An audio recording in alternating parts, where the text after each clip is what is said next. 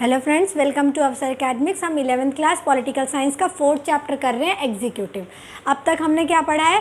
President के बारे में पढ़ चुके हैं और डिफरेंट टाइप की एग्जीक्यूटिव पार्लियामेंट्री फॉर्म में कैसी कैसी होती है वो हम पार्लियामेंट्री फॉर्म, प्रेसिडेंशियल, वो सब हम लास्ट वीडियो में पढ़ चुके हैं। अब हम इंडिया के बारे में पढ़ रहे हैं जिसमें हम प्रेसिडेंट पढ़ चुके हैं एग्जीक्यूटिव में। अब हम पढ़ेंगे प्राइम मिनिस्टर और काउंसिल ऑफ मिनिस्टर।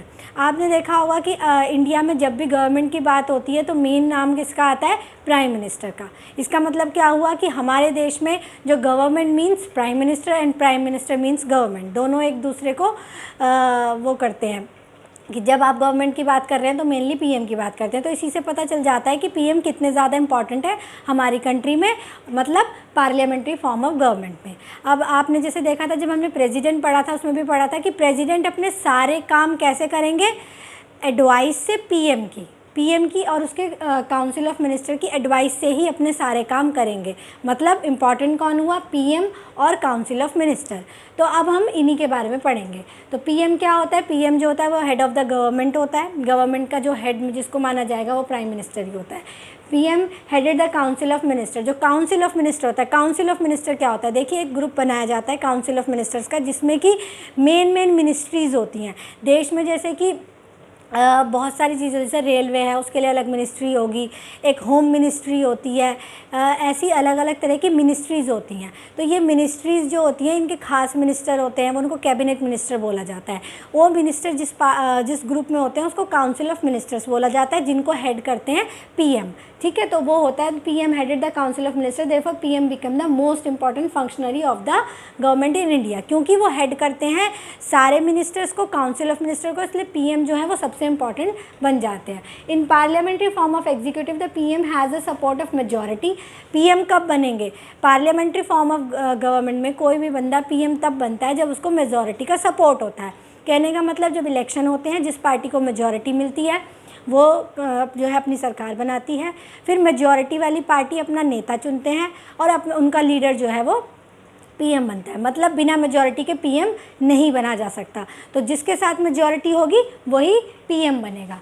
ठीक है, which make him very powerful. और इसीलिए पीएम जो होते हैं वो पार्लियामेंट्री फॉर्म ऑफ गवर्नमेंट में बहुत ज़्यादा पावरफुल हो जाते हैं, क्योंकि उनके साथ मेजॉरिटी है। मेजॉरिटी होने का क्या मतलब है कि वो कोई भी जब डिसीजन पार्लियामेंट में लेना चाहेंगे, कोई भी लॉ बनाना चाहेंगे, तो क्योंकि मेजॉरिटी उनके साथ है तो उनके लिए ईजी हो जाएगा डिसीजन लेना और साथ पाना सबका। तो इसलिए वो बहुत ज़्यादा इम्पॉर्टेंट हो जाते हैं। अब क्या होता है? If majority loss PM losses the office. अगर किसी भी तरह से मेजॉरिटी चली जाती है, नो कॉन्फिडेंस मोशन जो है वो हाउस में पास हो जाता है, तो फिर पीएम को अपनी सीट छोड़नी पड़ती है। वो क्या होता है? नो कॉन्फिडेंस मोशन का क्या मतलब होता है? अगर पार्लियामेंट का कोई भी मेंबर जो है नो कॉन्फिडेंस मोशन लाता है और उसमें कहता है कि ये सरकार जो है वास्तव में अपना खो चुकी है, अपनी मेजॉरिटी खो चुकी है और इसमें अब कॉन्फिडेंस नहीं रहा है, तो ऐसे में जो पार्टी होती है, जो रूलिंग पार्टी होती है, उसकी अपनी मेजॉरिटी सिद्ध करनी पड़ती है कि नहीं, हमारे पास वो नंबर है जो नंबर ज़रूरी है सरकार बनाने के लिए। और अगर वो किसी तरह से उस नंबर को सिद्ध नहीं कर पाते हैं, मतलब उनके पास मेजॉरिटी नहीं है, तो ऐसे में सरकार भी गिर जाएगी और पीएम को भी अपनी सीट छोड़नी पड़ती है। यानी पीएम जो भी कुछ है वो मेजॉरिटी के साथ है, मेजॉरिटी है तो पीएम है, वरना नहीं है। अब बात आ जाती है कोalition गवर्नमेंट की। देखिए, 1989 से पहले तक क्या होता था कि हमेशा कांग्रेस जीतती रहती थी फुल मेजॉरिटी के साथ, तो जो भी पीएम बनते थे वो बहुत पावरफुल बनते थे। लेकिन 1989 के बाद क्या हुआ कि इंडिया में एक नया तरह का सिनेरियो शुरू हो गया और यहाँ पे कोalition गवर्नमेंट बननी शुरू हो गई। कोalition गवर्नमेंट का क्या मतलब होता है कि जब इलेक्शन के बाद किसी भी पार्टी को क्लियर मेजॉरिटी नहीं मिलती है, मतलब वो नंबर नहीं आता है उनका जो कि गवर्नमेंट बनाने के लिए ज़रूरी होता है, तो जब उनको वो क्लियर मेजॉरिटी नहीं मिलती तो बनानी पड़ती है कोalition गवर्नमेंट। कोalition गवर्नमेंट का मतलब ये होता है कि 4, 5, 6 जो भी पार्टीज़ हैं वो मिलजुल के सरकार बनाते हैं और उस नंबर को पाने के लिए जो नंबर ज़रूरी है सरकार बनाने के लिए, तो वो कोalition बना लेते हैं। अब जब कोalition हो जाती है तो फिर बात ये हो जाती है कि अब कौन सी पार्टी के नेता को जो है वो पीएम बनाया जाए। तब क्या होता है कि जो सारी पार्टीज़ जिस एक्सेप्टेबल होता है लीडर, सभी पार्टीज़ को उसको जो है पीएम बना दिया जाता है। तो कोलिशन गवर्नमेंट के पीएम उतने ज़्यादा पावरफुल प्ले नहीं कर पाते हैं, क्योंकि उनको सब पार्टीज़ का ध्यान रखना पड़ता है, सब पार्टीज़ की बात को मानना भी पड़ता है, क्योंकि अगर जिसकी बात को नहीं मानेंगे तो वो जो है उनके कोलिशन को छोड़ के चली जाएगी। तो वो उतनी पावरफुल सिचुएशन में नहीं रहते हैं कोलिशन गवर्नमेंट में। अब बात आ जाती है कि सेम ही पैटर्न होता है स्टेट्स में। कहने का मतलब ये है कि स्टेट में भी जो पार्टी जीतती है, जिसको मेजॉरिटी मिलती है, वो उसका लीडर जो है वो सीएम बनते हैं, मतलब चीफ मिनिस्टर बनते हैं, वो अपना काउंसिल ऑफ मिनिस्टर बनाते हैं। इसी तरह से सरकार चलती है, इसी तरह से उनको भी मेजॉरिटी की ज़रूरत होती है। उनकी भी मेजॉरिटी अगर किसी तरह से चली जाती है तो फिर सीएम को अपना पद जो है वो छोड़ना पड़ता है। अब इफ़ समवन बिकम पीएम और minister without being an MP, मतलब अगर कोई प्राइम मिनिस्टर बन जाता है या उसको मिनिस्टर बना दिया जाता है लेकिन वो एमपी नहीं है उस टाइम पर, तो उसको 6 मंथ के अंदर अंदर जो है चुनाव जीतकर एमपी बनना पड़ता है। ठीक है, चाहे तो वो राज्यसभा से एमपी बन के आए या फिर लोकसभा में कहीं पर दोबारा से इलेक्शन करा के उसको एमपी बनाया जाए। तो ये इम्पॉर्टेंट है कि 6 मंथ का टाइम होता है जिसमें कि उनको मेंबर ऑफ पार्लियामेंट बनना ज़रूरी होता है। अब बात आ जाता है size of council of minister, कि काउंसिल ऑफ मिनिस्टर का साइज़ कितना होना चाहिए। देखिए होता क्या था कि जब तक कि तो एक ही पार्टी की गवर्नमेंट, मतलब कि कोलिशन गवर्नमेंट नहीं हुआ करती थी, तब तक तो ठीक है, जो ये काउंसिल ऑफ मिनिस्टर का साइज़ था वो ठीक ठाक हुआ करता था। लेकिन जैसे ही कोलिशन गवर्नमेंट का टाइम आ गया, तब क्या होता था कि सभी पार्टीज़ को खुश करने के लिए उनके हिसाब से मिनिस्टर्स की पोस्ट बढ़ानी शुरू कर दी गई थी।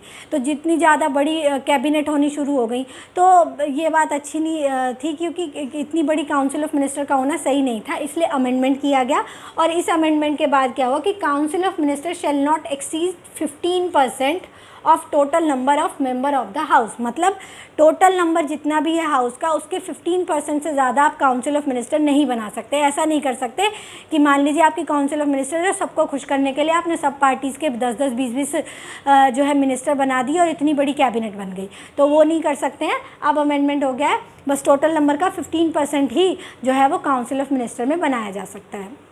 अब नेक्स्ट आता है council of minister is collectively responsible. देखिए ये इंपॉर्टेंट है कि कलेक्टिव रिस्पॉन्सिबिलिटी क्या होती है। कलेक्टिव रिस्पॉन्सिबिलिटी का क्या मतलब होता है। देखिए इसका मतलब ये होता है कि अगर काउंसिल ऑफ मिनिस्टर में किसी एक मिनिस्टर ने भी जो है कॉन्फिडेंस खो दिया है, तो फिर सारी की सारी काउंसिल को ही रिज़ाइन करना पड़ेगा। मतलब सबके सब एक नाव में सवारी कर रहे हैं, अगर एक डूबेगा तो सारे डूबेंगे। तो ये इनकी सिचुएशन होती है कि अगर एक के खिलाफ जो है कॉन्फिडेंस चला गया है तो सबके सबको रिज़ाइन करना पड़ेगा। इसको बोला जाता है collective responsibility. A vote of no confidence even against a single member leads to the resignation of the entire council of minister. ठीक है, समझ गए आप। जैसे किसी एक के खिलाफ भी, किसी एक मिनिस्टर को भी ये कहा गया कि तुम अपना काम ठीक से नहीं कर रहे हो और उसके खिलाफ कॉन्फिडेंस नहीं है, उसको हटाया जा रहा है, तो सबके सबको जो है रिज़ाइन करना पड़ेगा। इसको बोला जाता है कलेक्टिव रिस्पॉन्सिबिलिटी। ठीक है, if a minister with a policy और डिसीजन ऑफ कैबिनेट, मतलब उसको कोई ऐसी पॉलिसी है, मिनिस्टर कोई ऐसी पॉलिसी है सरकार की जिसको वो नहीं मान रहा है, या कैबिनेट कोई ऐसी बात कर रही है कि कोई एक मिनिस्टर को लेकिन वो सही नहीं लग रही है, तो लेकिन उसको वो बात माननी पड़ती है, क्योंकि कैबिनेट में सब इकट्ठे चलेंगे, इकट्ठे ही गिरेंगे, इकट्ठे ही उठेंगे। तो इसको बोला जाता है कलेक्टिव रिस्पॉन्सिबिलिटी। अगर आपको पॉलिसीज़ कोई हैं, आपको चाहे वो पसंद नहीं है, फिर भी आपको माननी पड़ेगी क्योंकि आप कैबिनेट के पार्ट हैं। नहीं मानते तो आपको रिज़ाइन करना पड़ेगा। तो ये होती है कलेक्टिव रिस्पॉन्सिबिलिटी। ओके, तो इस तरह इंडिया में क्या होता है कि PM enjoys a preeminent place in the government, मतलब गवर्नमेंट के अंदर जो सबसे ज़्यादा पावरफुल कंडीशन में होता है, जो सबसे ज़्यादा डिसीजन लेने की सिचुएशन में होता है, वो प्राइम मिनिस्टर होता है। प्राइम मिनिस्टर जो है वो सबसे ज़्यादा पावर्स को एंजॉय करते हैं पार्लियामेंट्री सिस्टम में, और ख़ासकर इंडिया की बात अगर हम करते हैं तो the council of minister can not exist without PM, मतलब पीएम के बिना काउंसिल ऑफ मिनिस्टर किसी भी तरह से एग्जिस्ट नहीं कर सकती। मतलब अगर पीएम किसी कारण से रिज़ाइन कर देते हैं या उनकी कोई सडन डेथ हो जाती है, तो इसके साथ ही जो काउंसिल ऑफ मिनिस्टर है वो भी डिज़ोल्व हो जाएगी। पीएम के बिना उसकी कोई वो नहीं है, वो उसी टाइम पे डिज़ोल्व हो जाएगी। जबकि अगर कोई मिनिस्टर के साथ ऐसा हो जाता है कि कोई मिनिस्टर रिज़ाइन कर देता है या उसकी डेथ हो जाती है, तो पीएम पर या बाकी मिनिस्टर्स पे कोई असर नहीं पड़ता है, सिर्फ वो वैकेंसी खाली हो जाती है उस मिनिस्ट्री की। तो इस तरह से आपने देखा कि पीएम की खास जगह होती है गवर्नमेंट के अंदर।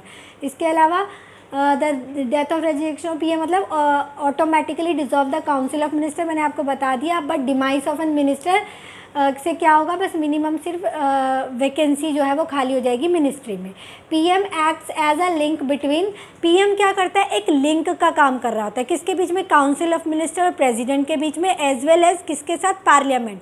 मतलब काउंसिल ऑफ मिनिस्टर हो गए, प्रेसिडेंट हो गए और पूरी की पूरी लेजिस्लेचर हो गई, पूरी की पूरी पार्लियामेंट हो गई। तो इन सब के बीच में जो लिंक का काम कर रहे होते हैं वो प्राइम मिनिस्टर कर रहे होते हैं।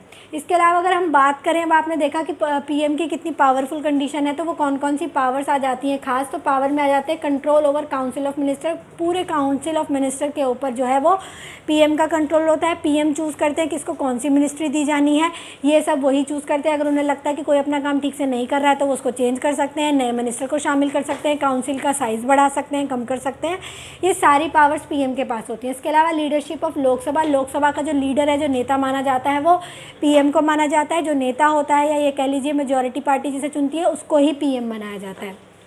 Command over the bureaucratic machine, पूरे ब्यूरोक्रेटिक मशीन में मतलब जो कि परमानेंट एग्जीक्यूटिव है, जो सारे सरकारी काम कर रहे होते हैं, आईएएस वगैरह वो सब होते हैं, उनके ऊपर जो कमांड होती है वो पीएम की होती है। वो सारे काम कर, किसी को कहीं पर भी कोई भी काम दिया जा सकता है, ये सब चीज़ें जो है वो पीएम देखते हैं। इसके अलावा एक्सेस टू मीडिया, मीडिया के लिए पूरा एक्सेस जो होता है वो पीएम का होता है।